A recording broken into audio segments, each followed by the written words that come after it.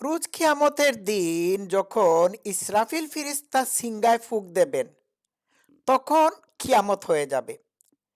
এইবার দেখুন, এনসিপির ফিরিস্তানি ইসরাফিল, নীলা ইসরাফিল, তাকে আমি এনসিপির ইসরাফিল ফিরিস্তানি বলে থাকি।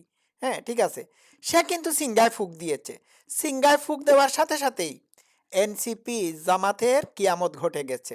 তাহলে তার সিঙ্গার ফুকের আওয়াজটা শুনবেন? শোনা যাক, লেটস প্লে। এই গণঅভ্যুত্থানটা হাসিনাকে সরিয়ে দেয়ার, হাসিনাকে মেরে ফেলা বা হাসিনাকে সরিয়ে দেওয়ারই একটা প্ল্যান ছিল। কোটা, মেধা, এগুলো ছিল জাস্ট একটা ড্রামার পার্ট। মুগ্ধ, আপনাদের মনে এই প্রশ্নটি এখন আর আসে কিনা? মুগ্ধ, হ্যাঁ, আমি তো এর কথা বলতেছি। মুগ্ধকে যে গুলি করা হয়েছে, আবু সাইদকে যে গুলি করা হয়েছে, এটা ছিল মেবি মেটিকুলাস ডিজাইন, মানুষকে ইমোশনালি ব্ল্যাকমেল করা। কারণ এইমাত্র দেখলাম মুগ্ধকে পানি বিলাচ্ছে, এইমাত্রই গুলি। কারণ এই ভিডিওটা সবাই দেখছিল। আচ্ছা, একটা ছেলে, একটা সুন্দর একটা ছেলে, ইয়াং ছেলে, সে সবাইকে পানি খাওয়াচ্ছে, তাকে গুলি করা হলো। গুলি করার পরেই হচ্ছে কিন্তু সবাই রাজপথে নেমে আসলো। দেখবেন মুগ্ধকে গুলি করার পরে যে পরিমাণে মানুষ রাজপথে নামছে, এর আগে কিন্তু এই পরিমাণে মানুষ রাজপথে নামে নাই। এটা মেটিকুলাস ডিজাইন ছিল।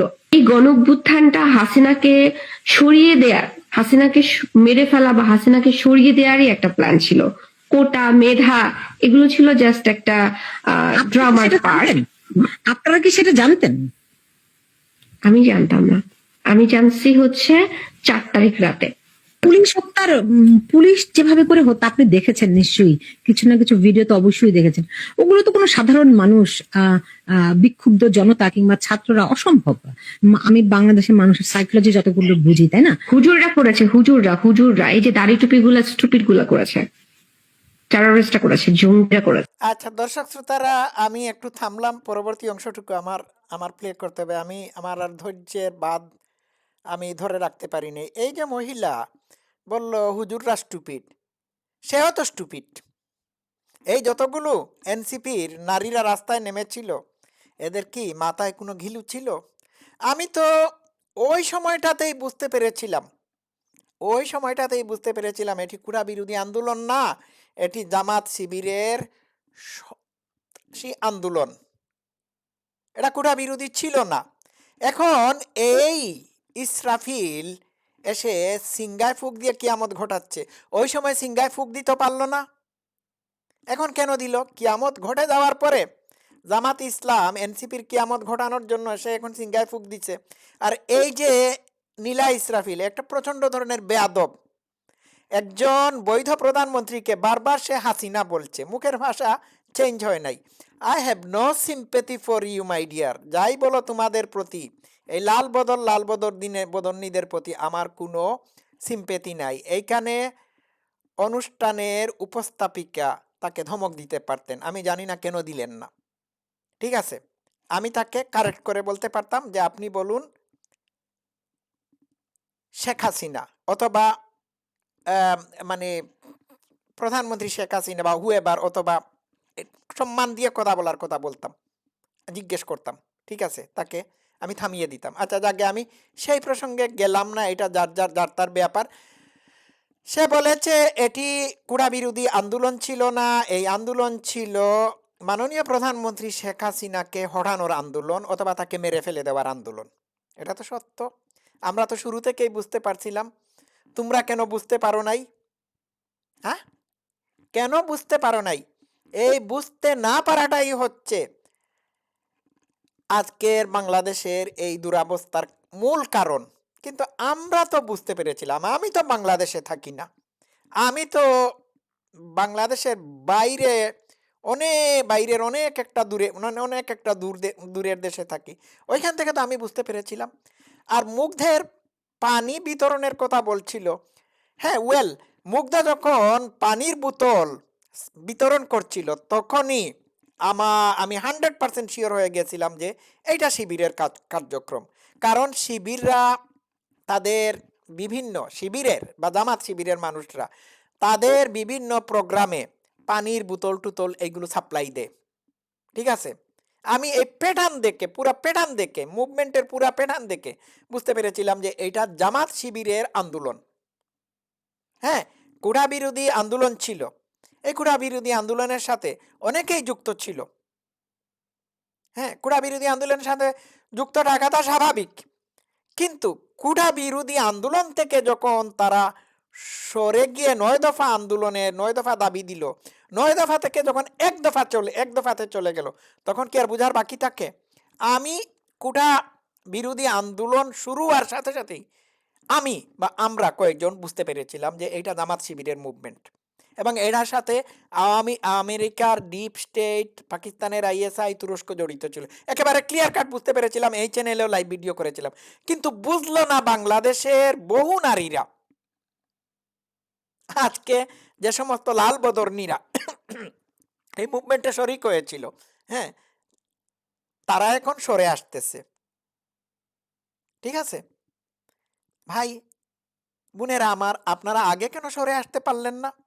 আপনাদের মাথায় কি আল্লাহ তাআলা এই ঘিলু দেন নাই? কেন? আপনি এখন যাই বলেন না কেন, ইউ আর ইনকমপ্লিসিট উইথ দিস। আপনি এটির অংশীজন বা অংশীদার, দায় এড়াতে পারবেন না। এখন কান্নাকাটি করে কোনো লাভ নাই। ঠিক আছে? তো আপনারা বিষয়টা বুঝতে পারছেন তো? পানির বোতলের অনেক রহস্য আছে। কেউ কেউ বলছেন এই পানির বোতলগুলো ইসরায়েল থেকে এসেছিল। আমার কাছে কোনো এভিডেন্স নাই, কিন্তু এই পানির বোতলে ড্রাগ যে মিশানো ছিল তাতে কোনো সন্দেহ নাই। এই পানির বোতল থেকে পানি খেয়ে আবু সাইদ বেহেশতি হুরিদের স্বপ্ন দেখে, হ্যাঁ, বুক পেতে দিয়েছিল। তো মুগ্ধকে কিভাবে গুলি করা হয়েছে সেটাও আমরা জানি। মুগ্ধ, আবু সাইদ, এগুলোর লাশের দরকার ছিল। ঠিক আছে, যেভাবে এখন হাদির লাশের দরকার ছিল তাদের। আর একটু শোনা যাক, তারপর আমি আলোচনায় আসতেছি। আচ্ছা, একটু এক্সপ্লেন করতেন যদি।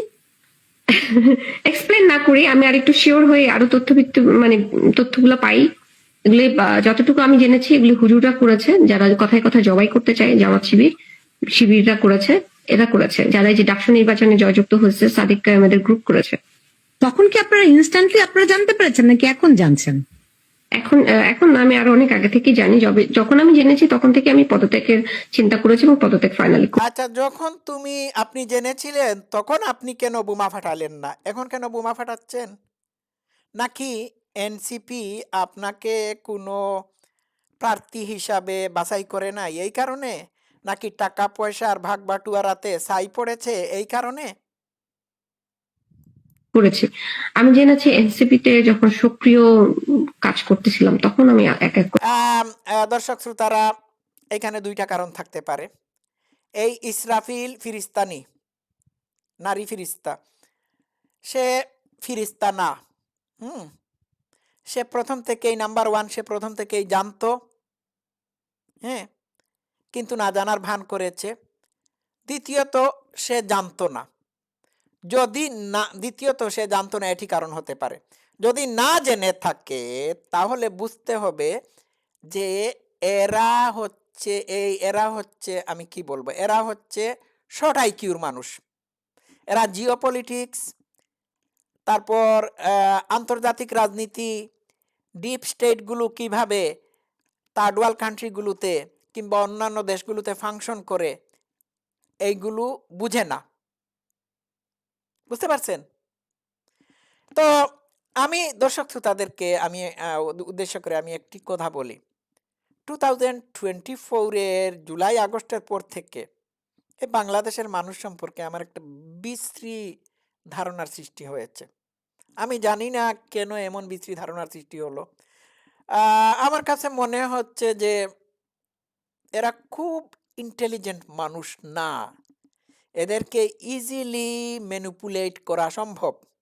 এই যে এই মহিলাটি কথাবার্তা বলছে, তার বডি ল্যাঙ্গুয়েজ, তার বাচনভঙ্গি, সব কিছু অবজার্ভ করে আমার মনে হচ্ছে যে এইটা হচ্ছে একটা ফাঁকা কলসি, এর ভিতরে কোনো পানি নাই। হ্যাঁ, এটা একটা নির্বুধ মহিলা। বুঝতে পারছেন? একটা নির্বুধ নারী। এই এই এনসিপি বা জুলাই সন্ত্রাসিনীদের আমি আরো কিছু ভিডিও ফুটেজ দেখেছি। এদের মুখের ভাষা, বাচনভঙ্গি, বডি ল্যাঙ্গুয়েজ দেখে মনে হয়েছে এরা সম্পূর্ণরূপে ইগনোরেন্ট, এদের বুদ্ধিশুদ্ধি বলে কোনো জিনিস নেই, এবং এরাই রাস্তায় নেমেছিল। ঠিক আছে, এইবার তো বুঝবেন মজা আপু, হ্যাঁ বুঝবেন, হ্যাঁ আপনাদের সময় এসেছে। আপনি এইখানে সাফাই গেলে হবে না, you are responsible for this.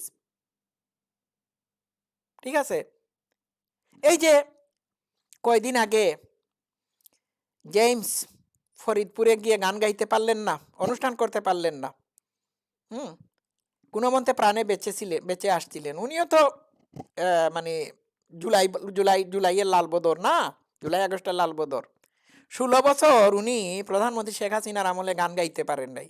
এবার গান গাওয়ার স্বাধীনতা পাওয়ার পরে যখন এটি প্র্যাকটিস করতে গিয়েছিলেন তখন তাকে ফাটাই দিছিল। এই তো, আপনাদের কি এমন অসুবিধা ছিল প্রধানমন্ত্রী শেখ হাসিনার আমলে? উনি কুরমা পোলাও খাইয়েছিলেন, আর আপনারা মনে করেছিলেন যে না এটা আমাদের ইনুস বাবাজি বাংলাদেশকে নিউ ইয়র্ক বা ওয়াশিংটন বানিয়ে দিয়ে, হ্যাঁ আমাদেরকে বেহেস্তি খাবার খাওয়াবেন। এখন খাচ্ছেন তো, ভালো করে খান। তা আমি আবারও বলি, সে সত্যটা উন্মোচন করে দিয়েছে। এটা কুঠা বিরোধী আন্দোলন ছিল না, এটি ছিল শেখ হাসিনাকে, প্রধানমন্ত্রী শেখ হাসিনাকে হটানোর আন্দোলন, 2 তাকে মেরে ফেলার আন্দোলন। এই লালবদর্নি সবকিছুই প্রথম থেকে হয়তো জানতো। ঠিক আছে, এখন মানে ভাগ বাটুয়ারাতে কোনো কিছু হচ্ছে সামথিং, যার কারণে সে এটি বলছে, এখন মানে মাঠে নেমে এসে বলছে। আর এই কয়দিন আগে যারাও তো মানে পদত্যাগ করলো, এটাও মেটিকুলাস ডিজাইনের অংশবিশেষ হতে পারে। ঠিক আছে, কিন্তু যারা যে কয়েক লক্ষ টাকা এনসিপি নির্বাচনে লড়ার জন্য তুলেছিল জনগণের কাছ থেকে, এই টাকা কি ফেরত দেবে? তো আমি আবারও বলি, এখন এনসিপির বিভিন্ন নারীরা পদত্যাগ করছে, ইট ইজ টু লেট।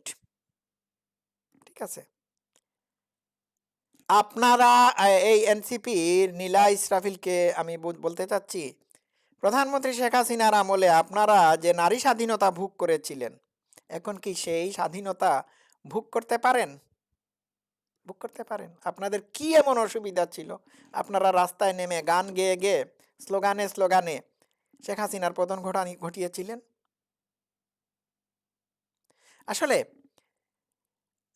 আপনাদেরকেও আমি দোষারোপ করব না, কারণ যে যেমন সে তেমন।